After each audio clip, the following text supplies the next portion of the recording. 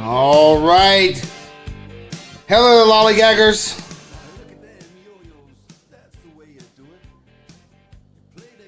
Lollygagging Sports. I am Bo Reed along with my co-hosts, Samantha Bunten and Matthew Irby. We're going to be talking a little baseball playoffs. We're going to break down the upcoming week in the NFL. We're going to have our Let's Remember Some Trades segment. But first, Samantha, I wanted to start. Obviously, we're going to talk about the league championship series that's going on right now. We have both series being played right now. Now, I am personally watching the Padres and the Phillies as we record the podcast. And I had a reminder, we record these Wednesday nights. So if we say something about a game that happens while you're listening on Thursday, that's why. But let's start with this. I think we'll start with this NLCS, Samantha. And the one thing that comes across, I think, early on is neither one of these teams were supposed to be here. I mean, my personal bracket, I had both of these teams losing in the wild card round. Now, thanks to things that really I feel uncomfortable talking about because the Yankees are the reason, but that's the only reason why my bracket's not busted. But the National League playoffs have not gone as projected because these two are the last ones standing. Yeah, this is interesting. I mean, I think a week ago we had a conversation about the baseball gods potentially punishing teams for being overconfident, let's say, and it's, it didn't hurt Houston. It almost hurt New York. They were lucky to get out alive. Yeah. And then both of the NL series, I mean, Philly just kind of ran over Atlanta and the Padres. I mean, that's the weird one, right? Like, that was probably the last team any of us expected to advance, at least in the National League. And here they are in the NLCS, which is like weird and actually kind of great. The AL side is obviously a tremendous disappointment to most baseball fans not in New York or Houston, since those are not teams that anyone likes other than their own fans. Thank you. So that's sort of a rough place to be. But then on the other side, we got these two upstart teams, Phillies and the Padres, and, there are, of course, criticisms to be made of both of them, but it's interesting, right? And this is definitely the fun side of the bracket. Nobody had this one on the bingo card, so just wild. Is everyone's bracket busted?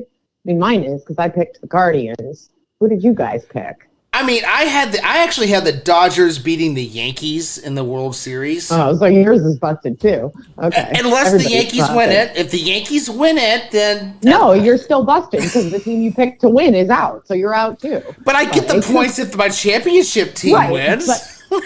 But you didn't pick them. You picked the Dodgers. So you don't get any points if the Yankees win. That's not how brackets work. Oh, God, you're right. Yeah, I did pick the Dodgers over the Yankees in the World Series. You're right. You're out, busted. Pal. Yeah, I'm busted. I'm busted. For some reason, I convinced myself that because the Yankees are still alive, that somehow it just means you can get busted. more points. I'm busted. But your bracket is busted. I'm busted. Yeah. Mm-hmm. Okay, Irby, let's toss this over to you because I think Samantha hit on something there. Where like the National League has become the fun bracket, the fun side of the bracket, while the American League is just, I don't know what to call that. I feel like it's something bad from the Goonies. I feel like that's what there's something from the Goonies is what is going on in the ALNS. Let's talk about the National League Championship Series. Is it the fun side? Is it? Do you agree with that? Like, is it the fun side of the baseball playoff bracket right now? Oh, absolutely, and love the Goonies references. So let's just run with that. Yeah, the Phillies and the Padres are the Goonies. You know, I can see Jefferson Profar or forget that Trent Grisham. I can see Trent Grisham standing up in there. This is our time. Our time. Okay? You know, I mean, my gosh. Yeah, okay. Yeah. Trent Grisham is a hero. Who saw that coming? I mean, I love our home run leaders right now. Or Bryce Harper. Yeah, makes sense. Harrison Bader. Okay. And Trent Grisham. Yeah, sure. Saw that coming. But, yeah, the National League, definitely the Goonies. I like that. Yeah, now the two teams, none of us had them there. You know, we all felt pretty confident of the Cardinals beating the Phillies. We all felt very confident of the Braves beating the Phillies. So here we are. I guess if we all pick the Padres, then the Phillies will definitely win. Is what we're at on the NL side, and the as a whole, to touch on what you were saying a minute ago on brackets busting. Yes, my bracket definitely was the sequence when Data thought he was lighting a candle, and it was not a candle; it was a stick of dynamite. That is my bracket over the last few days. It is my baseball. You know, I joked about it last week, but it definitely came true. I did a great job in the regular season, and I did not show up to the postseason. Wow. You know, see, I was really trying to carry over my smiting ability. We talked about this last week. I was trying to carry that over into these playoff rounds, and unfortunately, I've dealt with kind of an Angels in the outfield situation. You guys remember that movie where like championships had to be won on their own? So I think I've lost my powers to smite people in the playoffs, which is really unfortunate considering Houston's still alive. But that's neither here nor there. But I did want to ask you guys this question about the National League Championship Series. Not the American League. We'll talk about that here in a second. This is only about the National League Championship Series. I want to ask you guys this. Do you get the sense or a feeling of a team of destiny from either of these teams? Is that something that's crossed your mind? Samantha, let's start with you. Is that something that's crossed your mind? Like anybody, either one of these teams in the NLCS, do you get that sense of the team of destiny that's very similar, I think, to what we saw with the Braves last year? So I think coming into the postseason, there were like three teams that had potential team of destiny vibes. And it was Cleveland, St. Louis, and Philly. Like those were the ones that you thought, oh, could this be the guy that's just like on fire and just mows everybody down? And St. Louis just, immediately extinguished. They were gone. Cleveland put on a good show, but ultimately just kind of fell flat at the end. But the Phillies still going. So if there is a team of destiny remaining in the postseason, it has to be the Philadelphia Phillies. I don't think that the Padres, having suddenly figuring out how to win baseball games after just limping around and doing idiotic things all season, like, no, definitely not. And of course, the other two don't really qualify for this, but I will buy the Phillies as like a team of destiny. I absolutely will. They fired their manager earlier this year. They were a mess. They were a complete mess. They heated up at the right time. And, with Cleveland out now, they're like the only fun team remaining. I don't know if the Padres are fun. I think they're too stupid to be fun. They're kind of fun. And no one in the American League is any fun. I mean, the Yankees and the Astros are like the least fun thing ever. Actually, the Yankees are the least fun thing ever. Houston is the most hateful, but the Yankees are the least fun. So we don't love that side of it. But team of destiny, Philadelphia Phillies, why not? Irby, same question to you. Do you get a sense of a team of destiny between these two NLCS combatants? I first am laughing at Samantha yelling at the pod. You're literally too stupid to be fun. Like this is crazy. Because the Padres are, I mean that's the team where what's happening in Game 2 is exactly right. Like they can put together. They can run into 5 runs in an inning. and that can be enough to win games. And it was enough to beat the Dodgers, who I just did not show up, and that's what happens. I know the whole 111, all that. So, well, the playoffs are less about that. That's a whole body of work, and it was incredible. The postseason, something different. The Dodgers didn't show up. The Padres ran into enough crooked innings that they won that series. It's that simple, and that's what they're doing in Game 2 as well. So that is what the Padres. What's scary is if they can run into enough crooked innings. 1-2 a game, they can win this whole thing. That is a heck of an ask to ask a team to constantly be running into crooked numbers. That is not how you want to go about business. So the Phillies, it's one where it doesn't get talked about. We talked about rotations, we talked about lineups, we talked about offense, defense, all those things throughout the season, and I mean, Schwarber, Hoskins, Real Muto, Harper, Castellanos. Absolutely, that's a 1 through 5 that can carry somebody. And so it isn't that shocking, and that's why, yes, I love the phrasing there of a team of destiny. They are putting it together with what Wheeler is doing on the mound right now is fantastic. There's aspects of the Phillies bullpen that scare me, and I don't fully trust it. But again, I go back to no, the Phillies, not the Padres, the Phillies. Oh, my bad, my bad. Yeah, no, Eflin. Well, Eflin's one of them, exactly. I mean, that's one where it's like, no, I don't fully trust him. He's in there, but at the same time, nobody, and by nobody, I'm talking not obviously everybody out there, but nobody, but our circle, we were independently making our picks, and we all picked the Cardinals, and we all picked the Braves, and we all had good reasons for that. And we never, and it wasn't that we were shooing off the Phillies like they don't deserve to be here or anything like that. It's no, this team, the Cardinals team, this Braves team, they do this, and this better, and that's why they'll win. But they didn't, and the Phillies did, and the Phillies are putting those things together. They are having great pitching performances. Their bullpen is holding it together. And that's why, and then that lineup right there, that 1 through 5, and I don't want to take anything away from Baum and Segura, guys like that, but that 1 through 5 of that Phillies lineup, that is where, to answer your question, that team of destiny stuff, I can see that 5, those 5 right there are putting themselves in a position where, as a starting pitcher, you're not looking forward to getting through that part of the lineup. Hey, wait a minute. Hear me out here. The Padres are the Trayvon Diggs of baseball teams. You guys know where I'm going with this? Because you're talking about running into the crooked innings, and the way that you were talking about it reminded me of the way that we talk about turnovers in the NFL, where you get some defense or some guy who looks like he is magnificent because he's getting a lot of turnovers, which we all say are largely luck-based. But, of course, then what's the knock on Diggs? Well, yeah, he's getting so many turnovers because he gets targeted so much, right? The last year, everybody thought this guy was something incredible. So that's where I'm at with the Padres right now, right? Like, you run into those crooked innings, like, you get lucky. Can you keep getting lucky? Like, how much of that is skill-based, and how much of that is, you guys are not following my analogy at all. But, no, I am. No, I am. And it's happening right now. Game 2 is finishing up. A 5-run bottom of the 5th. That is that fourth quarter.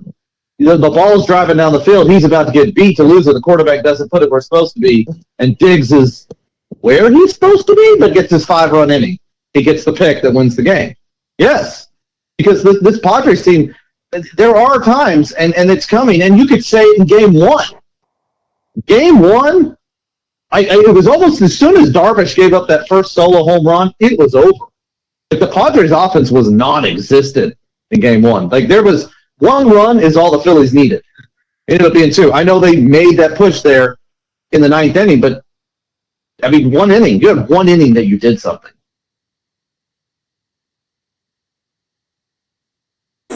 No, I followed along. I agree with you. This it's the fun side of the bracket. It really is. Samantha, anything else you want to say on the NLCS before we get over to the side of the bracket? No. Irby, how about you?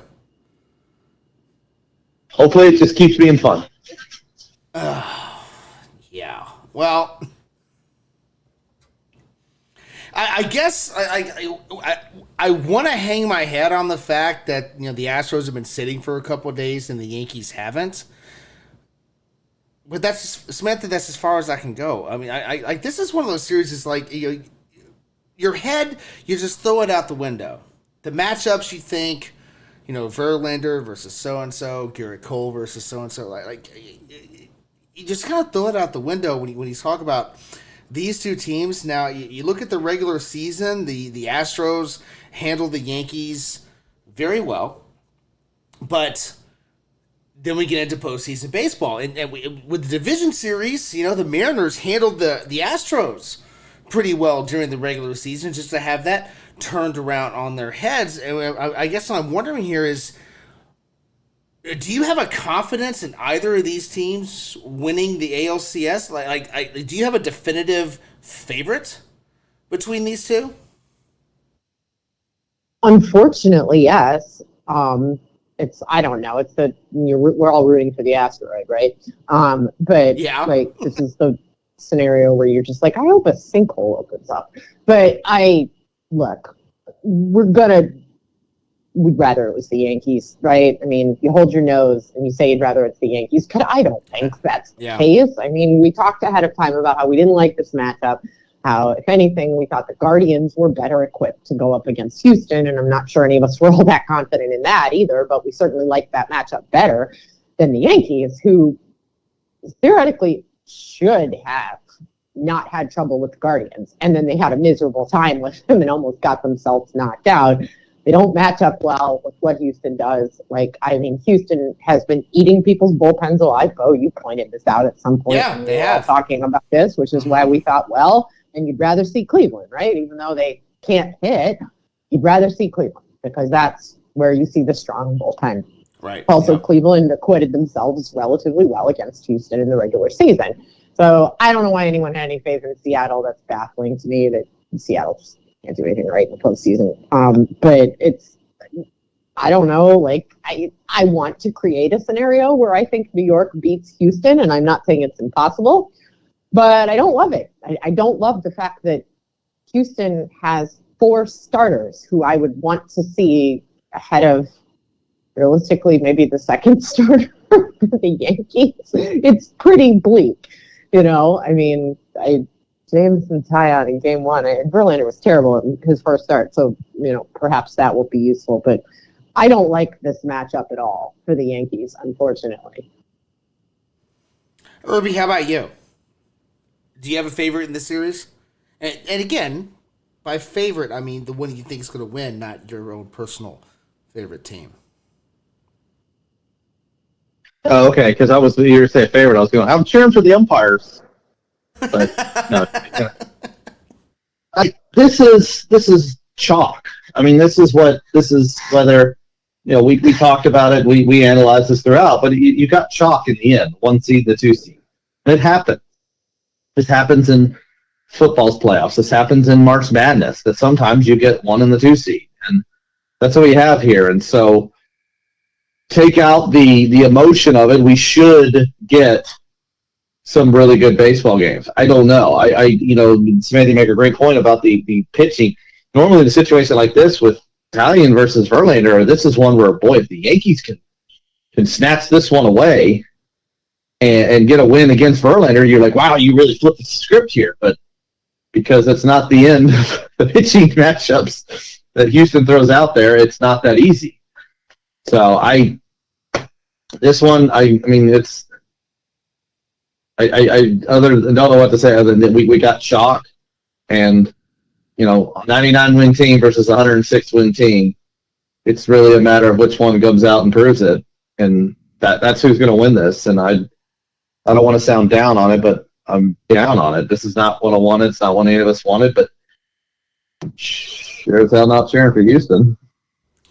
Yeah. It's obviously not what any of us wanted, because it's kind of like taking the lesser of the two evils, and of course I'm going to be pulling for the Yankees because they didn't cheat a couple years ago, and I'm still not sold that these Astros aren't cheating now, but that's neither here nor there.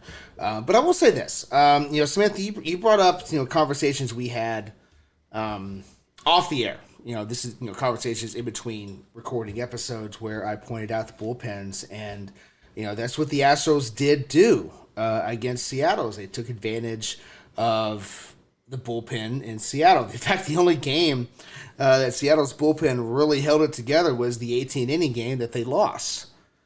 However, and as much as I would have preferred the Guardians bullpen in this series, I will say this: the Yankees are probably the one team in the American League playoffs from the very beginning that if the offense gets hot, it gets hot enough, can carry them past their pitching problems. It's an offense that can put up a lot of runs very quickly if Stanton is hitting, if Judge is hitting, if this team is clicking offensively, they can make up that difference between their pitching staff and Houston's pitching staff, be it early in the game or late in the game.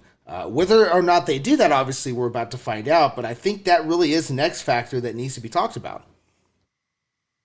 I hope so, but I was really unimpressed with their offense against the Guardians pitching. I mean, where they really were able to look good was against, essentially Terry Francona making an error in starting Aaron Savali and then leaving him out there for a fourth batter after he hit the 3-batter minimum when we all knew he didn't have it.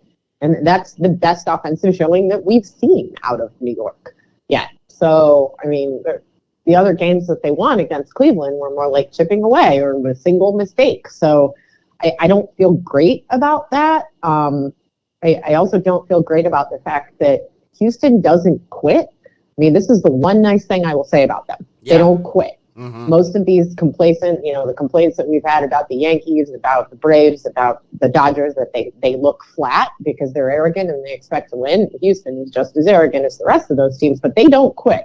This is the one time you'll hear me say something nice about the trash cans. They don't give up.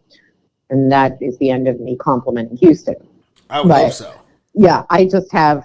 Well, yeah, I mean, look, what does this come down to, right? Like, have you ever met a nice Yankee fan? Absolutely. Have you ever met a nice Houston fan? No, you have not. So I know they both have, devil fans, but, I can quantify a number of Yankee fans who are fine, and I've never met a Houston fan. Also, the Yankees didn't cheat, so, really just comes down to that. Exactly. Thank you. So that's probably the only thing that matters in the end. That and, 100% Devil fans is different than 50% Devil fans. These are the choices now, guys. These are the choices. But yeah, I mean, New York has an incredibly talented offense that has really not shown up so far. So maybe the hope is that they're due. I mean, maybe that's how you look at it, right? They weren't offensively impressive at all in their first series. They didn't look offensively impressive at the end of the regular season, but we know they got it in them. So maybe that's the way we look at this is hey, these guys are due. So that's the best I can do. I mean, honestly though, no joke. That's how I'm looking at it because Irby, how else am I going to look at this? Because you guys have both said this and it's absolutely correct that the Astros have the advantage in pitching. Really, the only advantage the Yankees have over the trash cans is their offense. That's it. So I'm holding out hope that this offense has 4 wins in it because I don't know if the pitching staff does. No, that's a great point of what New York has to do. And we, like you said, we only saw it once against Cleveland, and maybe that's where you're stepping forward. But this is where I look at guys. I mean, one, Judge, you want to be considered the MVP? Okay, earn it right now. I don't care about pushing for the Triple Crown, leading an RBI, 62 all the home runs. I don't care. Right now. Stop striking out. Start putting the ball in play. Good start to the day that he's not. I mean, I know he's 0 for 2 early on in game 1 with a couple groundouts, but at least you're putting the ball in play and not swinging for the fences at the game. Start doing it. But this is a series where the offense, what you said, Bo, how I see it happening is it's these veterans.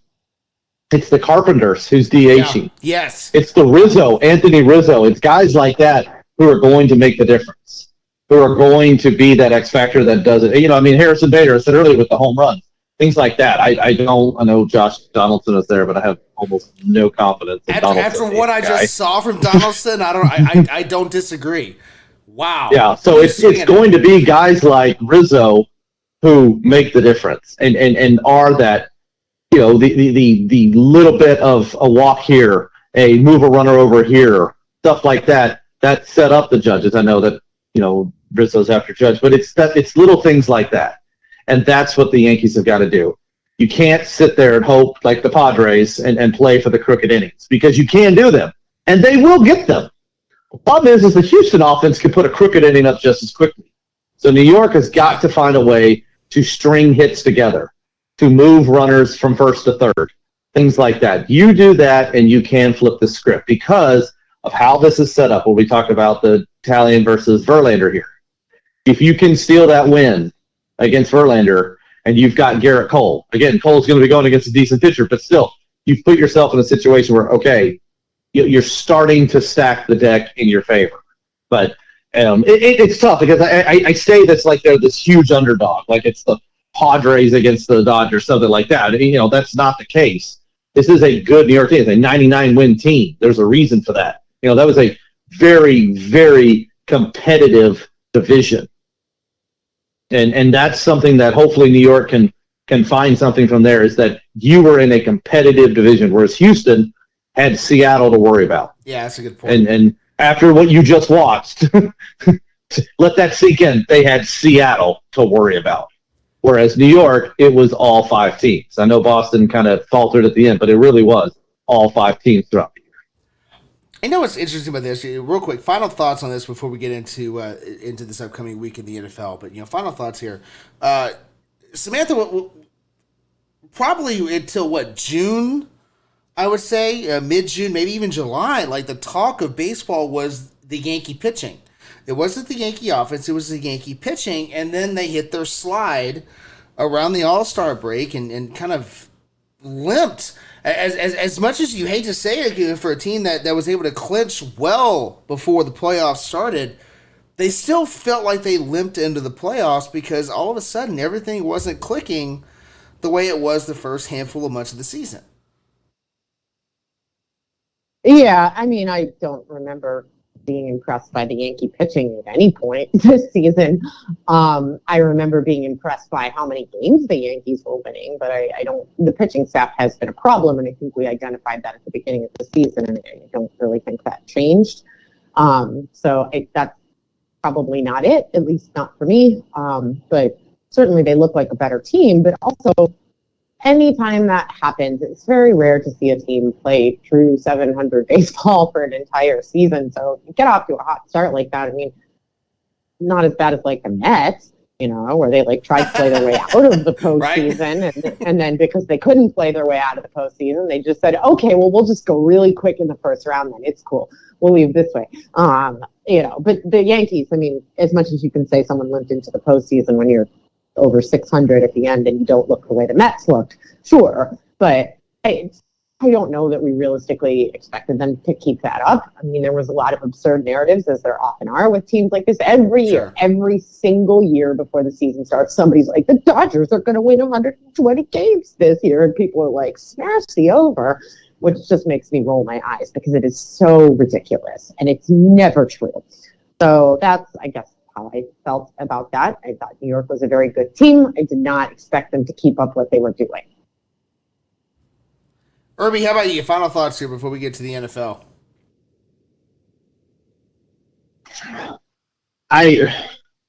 New York. This is it. Like the Judge going and getting Rizzo, Stanton, all these things, Cole, whatever you want, all these steps. It's time to put it. Put it on paper, or off the pitch. Sorry, take it off paper and put it on the field. Because this is a Houston team that has owned you, and that might make a couple people say, but they have. 2017, 2019, you couldn't get it done, so now get it done. The payroll, the history, all these things you want to do. I'll just wrap it all up together in a burrito, deep fry it for me, get it done. Just get it done. Whether it's for good, for evil, I don't care anymore. Just shut up and get it done. Okay. You kind of keyed on something there that I just want to say. Samantha, help me out here. It was Josh Naylor that did the baby thing, right, in Game 4? Yeah, the baby rocking. Yeah, Mm-hmm. so, the Yankees were so upset about that, and they called Game 5 revenge. Okay, how about you treat this ALCS as revenge for what happened to you in 2017? How about we channel the same energy for over a guy doing a gesture running from first to second, which is nowhere near as bad as what these trash cans did in 2017. How about we channel that energy here? But see, okay, this is why everybody hates the Yankees and why everybody hates Yankee fans, because they get really, really hung up on stupid shit like this. Like, they were throwing trash at Indians outfielders, Guardians outfielders. It's been a long 24 hours for me as a Guardians fan, as you can imagine. They were throwing garbage at their players and taunting an injured player. And then this guy comes up and rocks the baby as a home run celebration, and they want to cry about disrespectfulness. Like, they get so upset about stuff like this. Everybody remembers the midges, right? When they thought that we had trained an army of bugs to deliberately attack only their players. Right, yeah. This is like, they have a very, very weird take on everybody's out to get us. And the one thing that you could fixate on like that would be true is, hey, those guys cheated. You were one of the teams that got done out of it that year.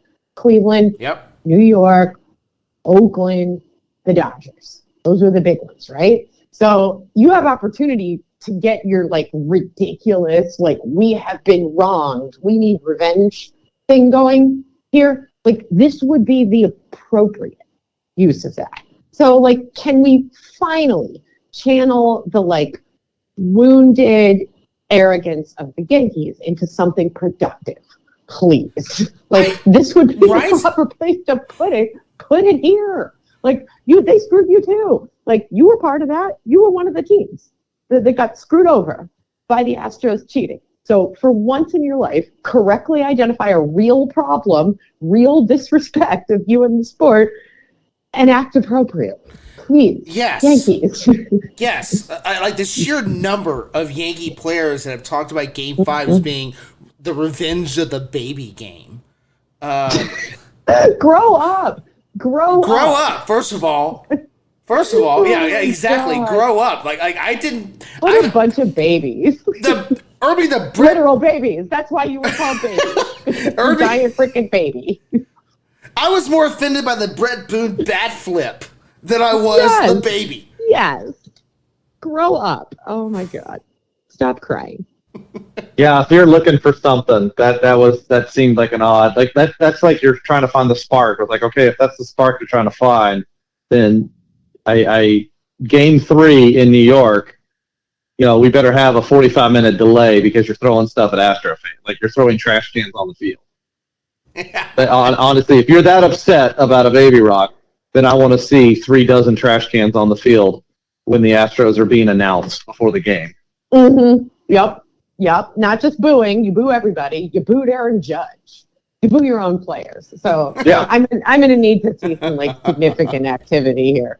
But by the way, when the World Series is done and the champion is crowned, I'm looking forward to having conversations about how Aaron Judge maybe should find a different home if they're booing him after setting the American League record for home runs, and because he had a couple of hitless at bats in the playoff series. Like, what the hell is that? What do you? I mean, like, listen to. We all know what Joey Gallo said. Again, this is the Yankees. Everybody wants to play here, and yet all of these people leave the Yankees and are like, I don't like. It was terrible there, and this is why. Like, Aaron Judge has been amazing, and he's done nothing objectionable. Like, as a human, like, he's fine, and he's really good, and he's like a good sport. He's a team player. He broke the freaking American League home run record, and you guys are like, you struck out twice. You're dead to me. I'll boo you. And it's not like the humorous boo of Philly where, ha ha, we boo everybody. It's like, no, these people were legitimately angry at Aaron Judge. And I was like, if I was that guy, I'd be like, take a hike, man. I'm going somewhere else. I'm going literally anywhere else. No joke. I'll take the fans that threw snowballs at Santa Claus over that. I really will. Those people at least have a sense of humor. Look at what happened Yes. with Alec Bowe. Like, they all like, oh, ha, it's all in good fun. We're good. That is a totally different breed than what we're seeing here. And that's the fun part. They are fun. I talked about about my buddy at the cigar bar who was really upset that I didn't take his Phillies. When they advanced to the NLCS, I got this fun little gift for response. It was a Philly fanatic. I'm like, that's well played. That's very well played. He's a funny dude. They're a fun fan base, and say what you will, but booing a guy that hit 62 home runs during the regular season on the way, helping your team win a division championship and putting you in the ALCS, I'm sorry, I've got problems. It's embarrassing. It's embarrassing. Oh my gosh! Like, no, you're not like having a good time. Like, we love Philly fans. I think Philly fans are tremendous, and I love actually the way that they interact with their players and the way that the fans and the players kind of work things out between themselves. But this was just ridiculous. I mean, poor Aaron Judge. Like, what's a guy got to do to not get booed by his own fans? Like, I don't know, break the home run record for the team? Apparently not. That wasn't enough. That wasn't it. No, that wasn't enough. Oh boy, Irby. Anything on this before we go? We got to go to the NFL. But anything on this before we do that? Yeah, you guys just got me thinking of Aaron Judge in other places, and wondering what would he do with his hair. Like I feel like Aaron Judge is like a Patrick Mahomes type hairstyle. He plays somewhere else. Maybe. Think he does a goatee? Is he one of those guys, or is it the pistol mustache? You know, the old West style, like with the curly. No, okay. No, because he could do the mustache now, and Matt Carpenter's proving that he could do the mustache. I don't think Aaron Judge is a full-blown beard. Right? Yeah. I don't think he's a beard guy. I've got him with the hair. I don't see him as an Odell Beckham type hairstyle, but a Patrick Mahomes. I can see a Patrick Mahomes. And I'm not. He's not totally against him doing the full-blown Johnny Damon and just go caveman. I'm not against that. He's not going to go mullet, right? I would hope not. I could see it, but I don't want to see it. Him doing the mullet? No? Okay. All right. Let's move to the NFL. Man, we went down a rabbit hole there with the ALCS guys, and I'm glad we did that, because that series is such a... Oh, God, it could be such a downer, but I think we did well with that. All right, let's talk NFL, Samantha. There's really only one game on the slate this week that we want to talk about. We're going to have some fun with another aspect to this. But first, let's talk about this one matchup.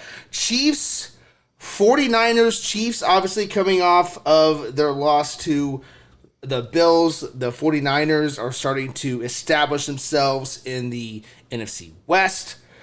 So let's talk about one matchup that I think could end up being the difference maker here. Let's talk about Kelsey versus that 49ers secondary. What are you expecting here from the 49ers? Well, what I'm hoping, this isn't so much an expectation as a hope. I mean, the 49ers embarrassed themselves a week ago. So they need to come back from that. And if that's what Atlanta does to you, then I shudder to think what will happen to you when you run into the Kansas City offense. Now, as far as Kelsey goes, it depends on the situation, whether we're really talking about the linebackers or the secondary. I will say this. I think San Francisco's defense is incredibly well equipped to handle the Chiefs' offense in general. I am not sure I think they are particularly well equipped to handle Travis Kelce, which is a problem considering that what the Chiefs have been doing, and we'll throw out last week because they went up against Buffalo, and that's the toughest customer you're going to run into, and say that the Chiefs are doing this thing where, Travis Kelce winds up with 30 yards and 4 touchdowns. So we probably need to talk about the 49ers at the goal line and the way you defend sort of that fade into the corner of the end zone, because that's what this is going to be, right, with Kelce. So they're good at slowing down an up-tempo offense. So that's helpful, certainly. And, when you flip it around, I don't love the Kansas City defense, which is a whole other conversation. But yeah, I think that this is a good opportunity to show that you can take like I don't play chess. I think it's the queen. Is that the biggest piece in chess? Yes. The queen? That's a good one, right? Yeah, okay. I don't know anything about chess. I don't know much, but I know the queen is the most important piece. That's all I know. Okay, well, thank you. No more than I do. So thank you. That was helpful. So take the queen off the board, right? Like that's how you win a chess match, right? You take the queen off the board. So that's what the 49ers defense is going to have to do here. I guess that would really be Patrick Mahomes, then, wouldn't it? But it would be tough to take that out. But we'll say it's Kelsey here for the sake of conversation. Maybe in this case, Patrick Mahomes is the king.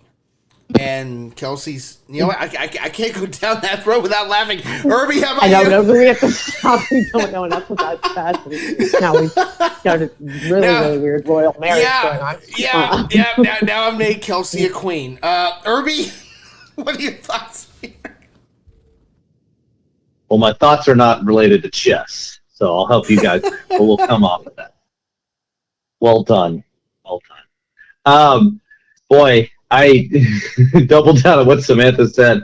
A few days ago, feeling pretty good about the Niners' defense and the pace of the offense to go against Kansas City and hold them in a low-scoring game and winning a game like that. But, yeah, you went into Atlanta, and it was ugly, and it was real ugly. And I know that there were injury concerns, but this is the NFL. Boo-hoo, cry me a river. Like, I can't with that anymore. Of injuries, and they go, oh no, but this. Okay, I hear you. Blah. I don't care. Everybody deals with injuries. I know it was a lot. It's at one point, what is it? The Niners right now, 11 of the 22 starters at the beginning of the year are out. So yeah, that sucks. Move on. Like this, there's nothing you can do. The fortunate thing is the division you're in, especially with Seattle beating Arizona. I know the Rams won, but yeah, 3-3, you're still tied for the lead in the division. So it's even here, if this doesn't turn well, you fall to 3-4. The worst thing is you're a game behind. So that's the worst thing that can happen here. San Francisco's got to get healthy, but the division's still there. As in this game alone, I don't know what you do with Travis Kelce. I don't know. Can Nick Bosa learn how to cover somebody in a 5-day span? And do you have him on Kelce? It's a tough decision to make, and it's one that they've got to figure out because Kansas City it's different in years past. When you had Tyreek Hill, it's like, all right, well, you shut down Kelce and you let Tyreek beat you. Here's the situation where the 49er secondary in single coverage with a little bit of help, I feel pretty good about Michael Hardman and Juju Smith-Schuster. So you really do have to find a way to slow the running game down and stop Kelce. And if you do that, things are going to be good. But it's going to the running game. It's using the offense to be on the field, to run the clock down, limiting the number of possessions that Kansas City has. That's what San Francisco ultimately is going to have to do. And you're not going to stop Kelce. You're just got to limit him, And fortunately, the Raiders set that bar. Just keep him under 4 touchdowns, and things get pretty good. I mean, to your point, like I think any NFL linebacker that has some speed can cover your average tight end, but this is Kelce, and so no, you can't coach up Bosa to cover Kelce in the span of week to week. Like you can't do that. One thing, Samantha, that's fine. Then bring back Patrick Willis for a week. Wait, is Bosa average now? I don't know if I think that's fair. No. It's a average tight end. I'm not saying like Bosa's an average. Oh, I'm sorry. I thought you were saying average. No, of course not. Like, wait, oh, whoa there. Okay. No. First of all, no. I'm sorry. I didn't hear that part of it. No, that's fair. That's very fair. First of all, I like my job as a podcast host, so no, I would never say that. No. I didn't actually think you meant that. I just thought that was what you said. No, to clarify, Bosa can cover an average tight end, no problem, but this is Kelce. Okay, thank you. Yes, thank you. Sorry, that was me. That does make sense. Carry on. No, clearly we needed to clean that up. Okay. But here's what's crazy, though, Samantha, because if you look at the NFC, obviously right now the Eagles are on top of the conference, and I'm still, even after Sunday night, I'm still not fully buying. Like, they're good, and they showed that they're a good football team, I'm still not quite sold on them being the top in the NFC because guess what? There's nobody really on top of the NFC. It's very much a week to week proposition. So I'm saying this because I'm framing this next question in terms of the wild, wild west that is the NFC and how anyone could really come out of this thing outside of the Lions. Anyone could come out of this conference. Is this potentially a Super Bowl matchup between the Chiefs and the 49ers? Probably also not the Commanders. Also true, yeah. Also not the Commanders. I don't know. Wentz is out for a while, so they may have a shot to win a few games. Well, that's true. With Taylor Heineke, all things are possible, right? Irby, you called that. You said they were coming back with the Taylor Heineke train, so we're all excited about that. But yeah, this is. I mean, I guess it's possible. I doubt it, quite frankly. But I think my skepticism is more about Kansas City. I don't think they're going to wind up being the AFC representative, but they could be. They are certainly one of the best teams in the AFC. I just don't think they're the best team in the AFC. But we got a long way to go before we get to a Super Bowl matchup. So, yeah, potentially it's possible. And especially, I think, to your point, the NFC end of this, could it be the 49ers? Sure. I mean, who else is it going to be? Like, this division was supposed to be so good, and it's like a dumpster. Like, I mean, the Seahawks. Yeah. The Geno Smith-led Seahawks. And I'm, for the record, impressed with what they're doing. So, all the credit in the world to both Pete Carroll and Geno Smith for their revenge tour. Fantastic stuff. But we all know they're not really a very good team, right? They're just symptomatic of they've done a great job of being better than anybody thought and taking advantage of the fact that their division is garbage. Like, the Rams are kind of garbagey. The Cardinals are definitely garbagey. So that leaves the 49ers, right? Because we all know the Seahawks aren't going to keep this up. So when you look across the NFC, it's like, okay, so Philly and Dallas are teams I think you need to keep an eye on. Absolutely. But Tampa looks not great. The North is collectively awful. So who's that lead? I mean, right now, I think we're looking at 49ers, Cowboys, Eagles. Almost called them the Phillies. And I'm not super impressed by any of them. So who's to say it's not the 49ers that ultimately end up? Those are the three that I think have a shot. And, I will echo what you said, Bo, is that the Eagles have been outstanding, and I'm really impressed with what they've been able to do. But they don't look anything like what we see out of the Bills. Or the Chiefs, thank you. That's a good point. They look like they're doing everything right and they're taking care of business, but they don't have that wow thing, that explosive element, like what we see the Bills capable, what the Chiefs are capable of on a good day. Heck, what the 49ers defense is capable of on a good day. I don't see that out of the Eagles. And now we're having a conversation about the Eagles because that's just, this show is just going that way, right? We're struggling tonight, guys. Stay on topic. That's okay. But, this is why this show is fun, right here. This is why. Anyway, yeah, we're chaos goblins. We just embrace the chaos here. But to bring it back to your original point, before I talked myself into 17 other corners, why not the 49ers? Why not? Samantha, I would like to point out, like when I say that I'm not buying the Eagles, I'm not buying any of these NFC teams. I'm not buying the Cowboys. No. I'm not buying the 49ers. It's not a slam on the Eagles, and it's not. I don't mean that critical of what the Eagles have been doing. I'm just not buying anything from the NFC right now. And I think you made the perfect point right there that even the Eagles, who are sitting at 6-0 on top of the NFC, they are nowhere near the Bills. I don't think they're nowhere near the Chiefs either. There are AFC teams that would beat these NFC top dogs, and I'm also on the other side of that. I am judging all the teams that lost to Cooper Rush, including the Bengals and the Rams. Irby, how about you? Any thoughts here? Always thoughts. 17 different corners. I like that. Let's see if we can figure out all the. Look, I clarify the point y'all are making, and it's a great point of not buying. Like the NFC obviously will have a representative in the Super Bowl, and we really don't know who it is. We see what's on the field, and we see records, and you see playoff hopes starting to look good in Philly, New York, Dallas, Minnesota, things like that. It's looking good, but there's still, double-digit games left to play before we get there. But not buying, no, I'm with you guys completely, because not buying isn't a conversation of winning the Super Bowl, because that's the end product. That's all that really matters. And what we're seeing in the NFC is not going to win a Super Bowl against Buffalo, is not going to win a Super Bowl against Kansas City, from what we see from what's over there. But 2 years ago is such a great example. We had a Tampa Bay team that we weren't really sure what there was, and they made the adjustments, and they developed, and they gelled well, and then they were virtually unstoppable, and in the end they were unstoppable, and it won them a Super Bowl. To answer that question of this San Francisco Super Bowl team, yes, this is a team, this is a coaching staff, this is a core team that can gel that quickly, and they've done that before. Heck, they did it last year. The 49ers looked like crap the first month and a half, first 6 weeks of the season last year. They looked worse than this. Yes, I know that they just lost to Atlanta, but they looked worse than this. And they were, a few plays away from the Super Bowl.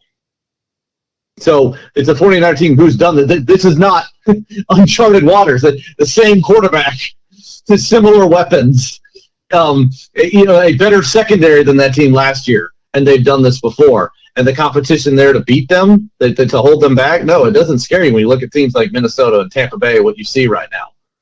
Or New York. I mean, you imagine the Niners going into New York. Yeah, you feel good about that San Francisco defense. But so, yeah, it's a team that absolutely, and I think this is a great matchup of seeing where these two teams are. And we got to see a little bit with Kansas City. And then this is a big step for the 49ers at home to make that step forward of, yeah, that was a fluke. It was an injury issue.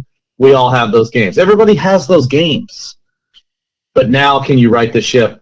Now can you get back on track? And a home win against Kansas City definitely boosts the confidence of the 49ers team of, okay, our division, let's get healthy, let's continue to gel, and let's make this our NFC.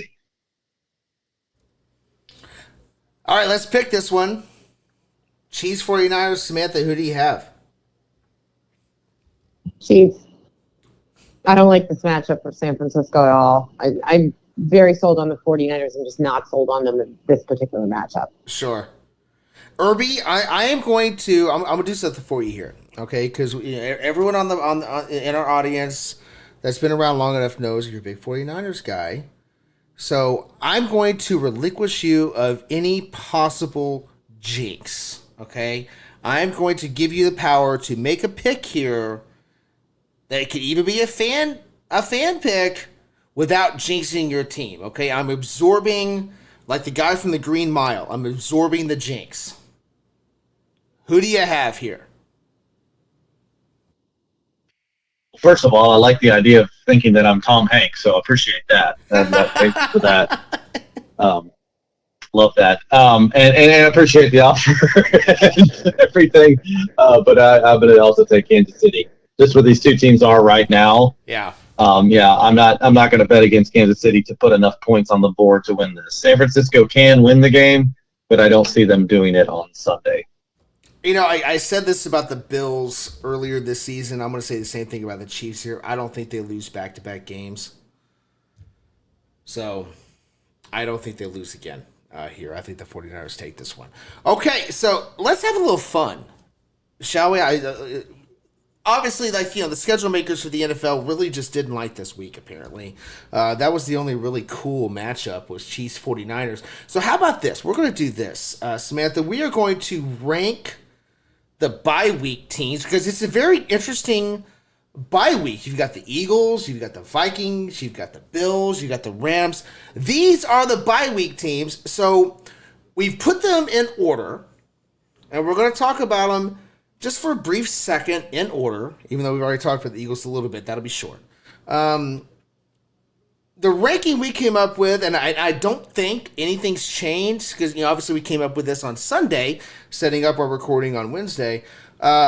Bills, Eagles, Vikings, Rams is how we ranked the bye week teams, and I don't think that's changed. So let's start with these Bills.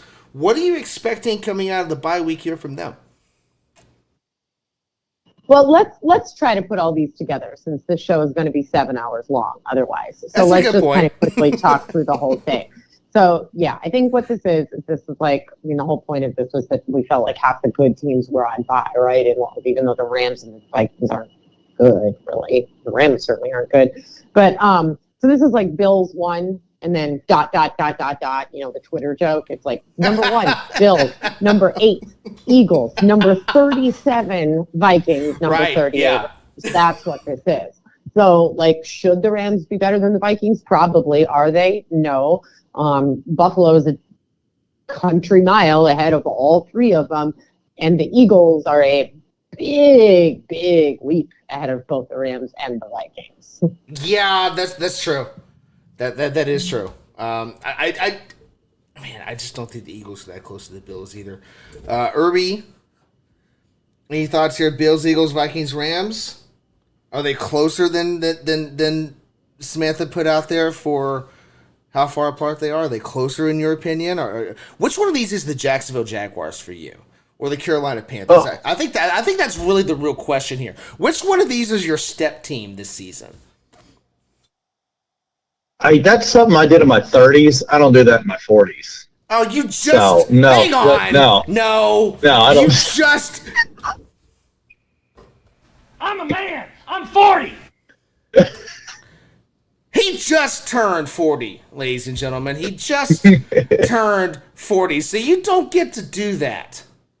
Okay, all right. If I'm a step team, there's the Bills, and then, I agree. There's the Bills, and then there's another conversation here happening.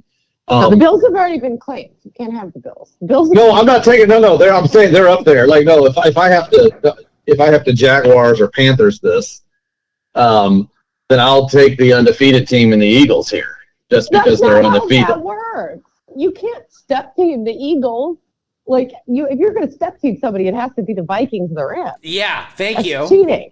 Yeah, that's cheating. You're violating the rules. You cannot step team the Bills or the Eagles. Unless you're suggesting, hang on. Unless you're suggesting that the Panthers from last year or the Jaguars from a couple of years ago are on the same level as the Bills and the Eagles now, you got to take the Vikings or the Rams. Oh, okay. I see. Oh, then I have no pick because it's not the Vikings or the Rams here. Okay, now you're the Texans. Yeah, no, it's the Rams. Unfortunately, we saw enough in their last few games of who these guys are going to be. And I know they beat Carolina, blah blah blah blah blah. But it's the game against San Francisco and the game against Dallas. That was enough. I mean, I know it's hard. They haven't lost to Buffalo when we started the season. Doesn't look great either. It is the first week, and it's hard to put too much in week 1. But week 4 and 5 against San Francisco and Dallas, that was enough. You're not an offense. You're not a team that can compete with these guys. And Minnesota, it's easy. What conference do you play in? Okay, so sure, go ahead, get your 13 wins, look great in the playoffs, lose in the first round. That's what the NFC North does, and it will happen again. See, Samantha, if I were Irby, I would step team the Vikings. Because look at the Packers right now. The Packers, to our glorious glee, look awful. Right? Like I don't want the Vikings. The Vikings are a perfect. You just don't want to claim Kirk Cousins as part of your family, even a step family. That's what. Can I claim the Vikings and not Kirk Cousins? Yes, I will. Okay, then I will do that. I will take the Vikings, but not Kirk Cousins. I mean, now I feel like we're talking about Aaron Rodgers and his family again. See, now Kirk Cousins isn't, like, Aaron Rodgers' own family doesn't want him. Somebody else's family doesn't want Kirk Cousins. I'm not sure who the loser is in that. Like, it's probably still Aaron Rodgers, but, like, yeah, I mean, I guess if you can claim the Vikings, but you can unadopt Kirk Cousins because, like, this is so ridiculous that, like, why not? But I don't know. Like, I think that's a good step team. I think they fit the model, sort of. Don't you? So, like, I mean, they fit the model. This is similar to the Jaguars. And they're perfect because they've got this stepson with the attitude in Kirk Cousins. It's perfect. Is that what he is? Like, I feel like he's the older unmarried uncle. Like, isn't he like your new? Would he be the new wife's brother who lives in the basement of her parents? That's her cousin. The weird uncle. I don't know. He always came across as the arrogant stepson with an attitude. I could be wrong. It is hard for me to take him seriously. Especially if you run a wrong route. We saw that on Sunday. Right. Guy who lined up behind the guard a year ago. Right. Is yelling at somebody for running the wrong route. Yes. This is all these things you guys are making great points of who he is. But you know what he's not? He's not the quarterback that leads you to some kind of glory, whatever it's going to be. I have one desire for Kirk. It's that he at least gets one more tie in his career. Because his current all-time record, as though quarterback records matter, they don't matter. But this is one case that they do. He's 64, 60, and 2. So really need him to get that third tie and get a couple more losses on there. Would love for him to finish his career at a perfect 500 record with like 3 or 4 ties. That would be ideal. Oh boy. Okay. Let's bring this back in. Let's get back on track here. So one final segment, Samantha, before we call it a night. Let's remember some trades. What do you have for us tonight? All right. I would have picked a shorter trade if I'd known how much trouble we were going to have keeping ourselves on topic. But alas, these things happen. These are the best shows, though. You know that. Such is the way of things. It's just, this is the Chaos Goblin thing. It just happens sometimes. So, all right. Well, luckily, maybe this will help. This is a relatively recent trade. So perhaps that will help us go a little bit quicker on this. This comes to us from 2016, and it happened at the trade deadline. And one of the teams involved, and you're going to be so mad at me when I say this to you because this narrows down nothing, is the Oakland A's. Oh, great. That could be sellers. That are they? See? Don't say I never gave you anything. That could be any group of 3 years between 1996 and now. Like, you're fixating on the wrong thing. They're absolutely the seller. Okay. Which selling window is But this? that doesn't mean they weren't above 500. Yeah, my point was more that you can't narrow down who the trade partner is because there were like 17 trade partners in any given year in which Oakland is the seller, which they always are. So good luck. Oh boy. What year is this again? 2016. 2016, I missed that. Okay. All right. 2016. Lord. All right, so this is after Josh Hamilton forgot how to catch a fly ball. Yeah, so that means they've already had their win. So they are definitely not definitely. I'm thinking through this. This seems like an A's team that's pushing closer to the 100 loss than the one and done in the postseason. Yeah, this was when the Astros started taking control of the West. So this is when the A's probably had their first of a couple of trade-offs that ended up in an actual fire sale.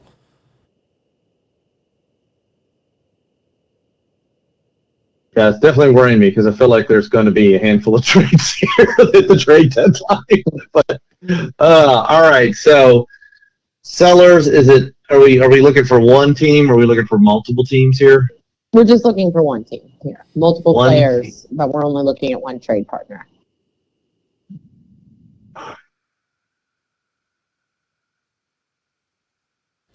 Okay, who do the A's have coming out of their last window at that time?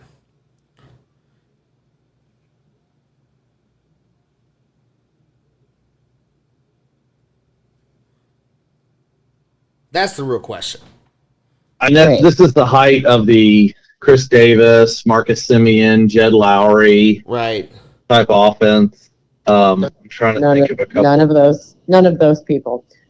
You're looking for a position player and a pitcher who are being sold here. I will give you that much. And none of them were mentioned just now.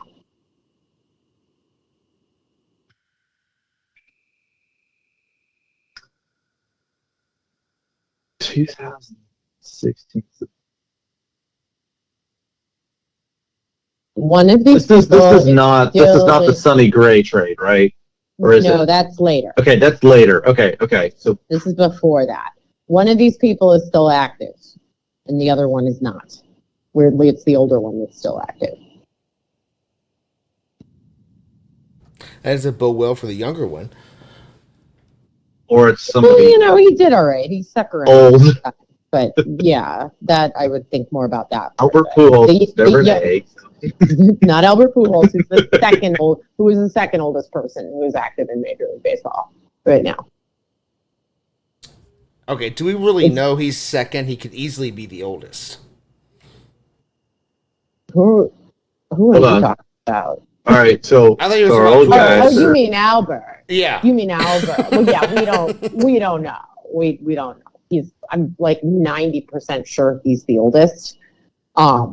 Technically, this person is the same fake age as Albert Pujols. I mean, I think this person is telling the truth about their age. So they are the actual age that Albert claims to be. So technically, they're 10 years younger than Albert, but they are probably the second oldest person because I don't think there's another one who's active who's this old. I'm just trying to narrow the field for you. It's the other old dude. Not as old as Albert because nobody is. But did Matt Carpenter ever play for the A's? No, it's way older than Matt Carpenter. Way older. Oh man, okay. Matt Carpenter's like 35. Really? Because this he looks person's 40. Just a mustache. Of course it is. Oh, it's Rich Hill. It is Rich Hill. Good job. Oh yeah. The other old dude. God, how did I forget Rich Hill pitched for the A's? Because Rich Hill pitched for everybody at some point. Yeah, that's true. He's still active. I mean, technically. Yeah. Still technically a member of the Boston Red Sox. So. Did they trade him to Tampa? Is that how he ended up there? Or was he a free agent when he signed with Tampa? Well, we'll go over this, but Rich Hill's been like 1,000 different places, and Tampa isn't even the most recent before Boston. So Okay, we'll go enough. over this. Okay. But yeah, Stick Mountain has been many places. One of them was Tampa. He has been in Boston 4 times, so that's fun. But okay, so who went with it? All right. So, and where did he go? Where did he go? We haven't even established that. Hang on. The Oakland A's traded Rich Hill / Dick. Well, let me before you put this on Bo. You said how many players are involved? 5. 5. Okay, I've got 4. You've got 4. Because I know, okay. yeah, because of I know where Rich got traded, so I have the other team. And you know who went with him, right? Yeah, once I got I didn't know initially, but once they put the teams, like yes. Right, and then you probably know who the 2 that are currently active in the majors that went to Oakland are, right? Because the other one's in the minors. So you know who. Okay, right? I know the 2 pitchers. Yeah. I have no idea. They're all pitchers, but the other one is in the minors right now. So yeah, so you know who. Okay, all right. So we've got this, except for the dude who's yet to make his major league debut. I have one guess. This is the only guess I have because this is the only team that came to mind here. Okay. Okay, and again, I could very well be wrong. Is it the Cubs? No. Damn. It is not the Cubs. Did he pitch for the Cubs? Rich Hill you got the league right. Yes. Rich Hill did pitch for the Cubs. That was a very, very long time ago. Okay. That was in 2005 to 2008. Wow. He was on the Cubs. Okay. So yes, he did pitch for the Cubs. But this is, I mean, and I know why you're thinking that because this is the year that the Cubs won the World Series. Yeah, that's why I was thinking. So that does make sense to me. But look for a team that's coming on at this point, not the one that actually won it. So it's a perennial winner and a perennial buyer, if that helps you. And it is a National League team. So think about where else you've seen Rich Hill. Although I will put this out there, both Rich Hill and the other dude who went with him were rentals. So neither of them stayed with the team. These guys were there for about 3 months, and then they both moved on.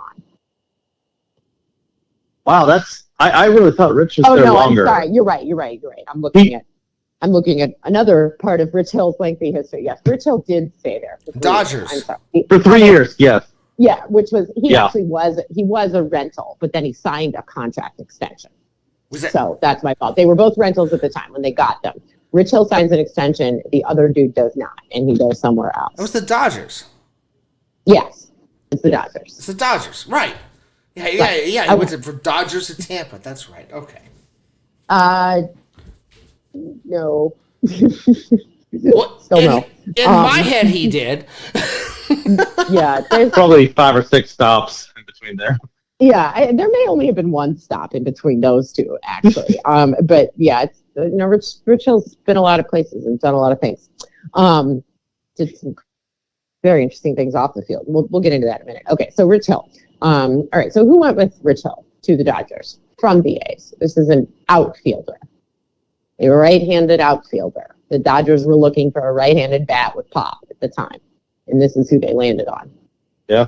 Though against us, he didn't get a lot of base hits, but he found a lot of home runs. You're thinking of him when he was on Houston, right? When he was an Astro. Well, that too, yeah.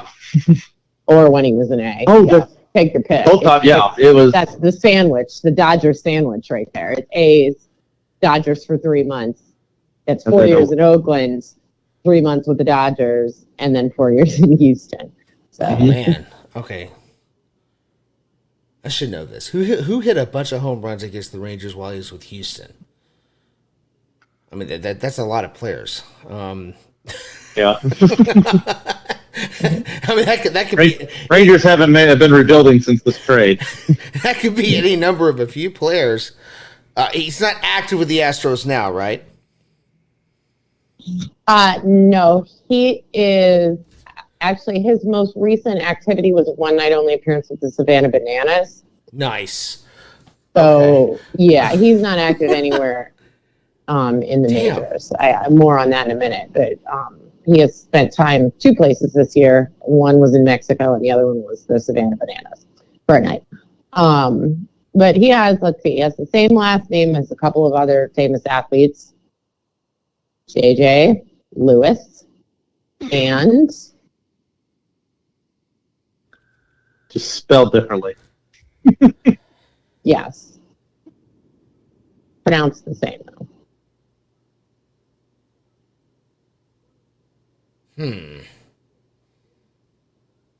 Same first name as the person who Irby mentioned earlier in this conversation. Well, that was I don't really know. That was a long time ago. So was this guy's inabilities. Oh. Not Hamilton. I got nothing, guys. All right, Irby, tell him who it is. Oh, Bo, you're gonna kick yourself. This would be one Josh Reddick. Oh, good Lord! I forgot he played for Houston. Yeah, and you're right. Like he only hit home runs. Everything else was an out. Damn it! Yeah, I should. All right, so I should have done that. So that's what the Dodgers got. And then 3 guys who were all prospects at the time go back to Oakland. Now, 2 of these have since graduated to the major leagues. Neither one of them is currently playing for Oakland, and the other one remains in the minor league, also not in Oakland's system. But 2 of these are the ones Irby knows who they are. So we can do some hints here. One of them was traded again this season to another contender, Oakland. They brought him along. They developed him, and then they moved him. And they're all right-handed pitchers, if that helps you. And one of them is now a Yankee, and one of them is now a Giant. He was a Ranger for the one that's now a Giant was a Ranger. Yeah, was a Ranger a couple of years ago, or last year? Yeah. Last year. He was waived. He's a fun story, and we can spill that name first. I actually got to see him in a AAA game playing against the Round Rock Express, in which he was 1 out away from a perfect game. And before the 26 out, the Round Rock Express player, after getting he struck out looking very Bush League, got himself ejected and took his sweet time getting off the field just to kind of rattle this pitcher. And it did enough, but the part is the next batter hit a line drive to right center field. And in a game, they're winning by 9 runs. Line drive to right center field. The right fielder did not dive for the ball. He might not have gotten it, but, man, you got to lay out. And I was in the outfield with my wife, kids, and some friends. And the last 5 minutes game, nothing but screaming at this right fielder about what you just did to him, and kind of got a couple dirty looks, but don't care. Perfect game, you got to lay out. Got to lay out.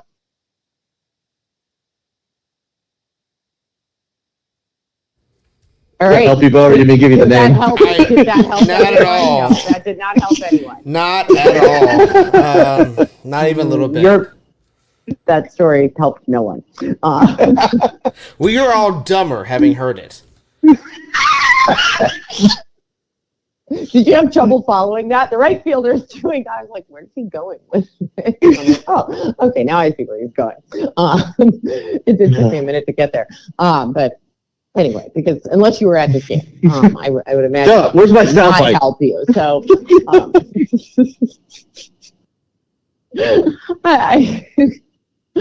okay. Anyway, so that we're not here for 3 more hours.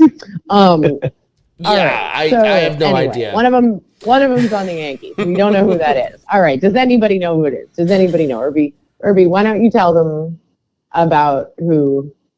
A fun story. Gentlemen, please don't tell the story again. So the first, well, yeah, he was a relief pitcher for us for the Rangers last year. Jariel Cotton. Probably definitely a high prospect at the time, but kind of has struggled going from AAA to the majors. Yeah, that makes sense. Okay. All right, and then who's the other one? Now, the other one would be the one that definitely panned out a whole lot better. Nice prospect or nice prize this year, Frankie Montas. Yep. Very good. Very good. Okay, there's a third guy involved here, but I'm not going to make you get this one. Dodger fans, Oakland fans, you guys might know this one, but I don't think anybody else would because he is still in the minors. He's no longer with Oakland, but Grant Holmes, also another right-handed pitching prospect. Interestingly, at the time of this trade, he would have been considered the best prospect of the package. Frankie Montas had a rib injury at that time, which I think is probably worth mentioning. It's probably why he was not considered the biggest piece of this because he had that nagging rib injury. But interesting that both Montas and Cotton have been able to establish themselves, Montas in particular, as major leaguers. And Holmes, of course, still in the minors, hasn't gotten there yet. And I don't think this is an indication that he's never going to get there. But interesting that he would have been considered the best of the lot at the time and is the only one not to make an appearance yet. So those are the guys. Quickly, Josh Reddick. Remember the Red Sox originally played there until 2011, goes to Oakland for 4 years, Dodgers for 3 months, Houston for 4 years, Arizona very briefly in 2021, the Perth Heat in 2022 of the Australian Baseball League. Also had a brief stint in the Mexican League with the Acereros de Monclova.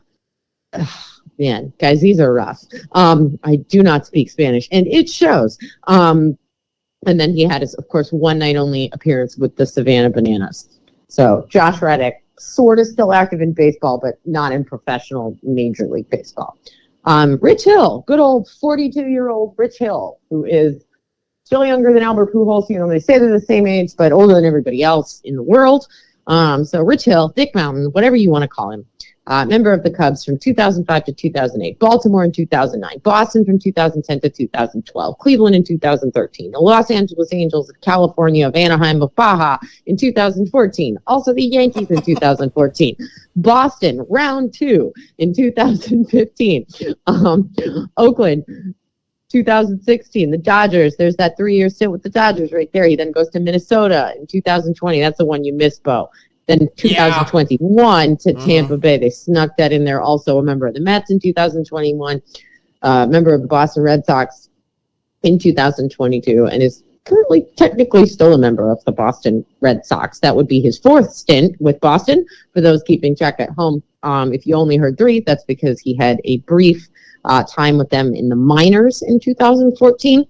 He also had minor league stints with Washington and St. Louis, as well as a brief stint with the Long Island Ducks of the Atlantic League.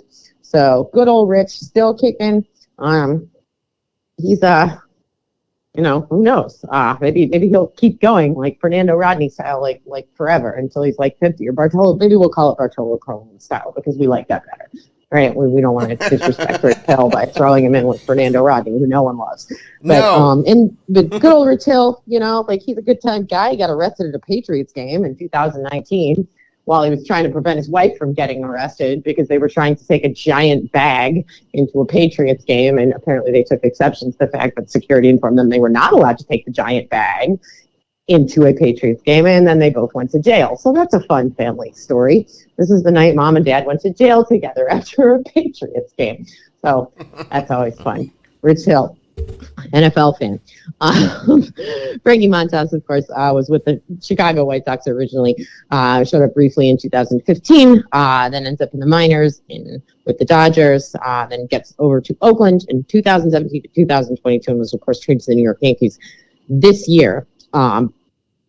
And Gerald Cotton, member of the Oakland A's from 2016.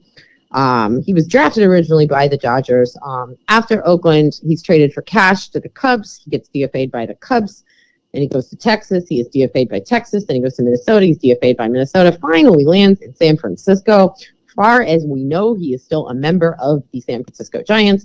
And then finally, poor Grant Holmes, who was once the crown jewel of this particular prospect package, who was originally with the Dodgers, then goes to Oakland, and then signed a minor league deal with Atlanta in 2022. And as of right now, he is still a member of the Braves farm system. So we will see if ultimately he can prove his worth. So far, looking like he's lagging behind the other guys in that package who were not supposed to be as good as he was. But alas, doesn't always pan out that way. So interesting package for Oakland there, coming back for the Dodgers, and one that I think actually did help the Dodgers at the time.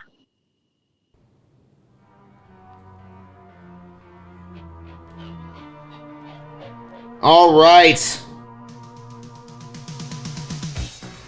Nice trade, Samantha. That was fun, but we got to call it a night. If you like what you're hearing, give us a like. Give us a subscription, maybe leave us a review. Our Twitter handles are in that show summary, so if you want to give us a shout out or just yell at us because you didn't like what we said, that's fine too. Until next week, watch some baseball. Maybe the National League Championship Series. It's good for you.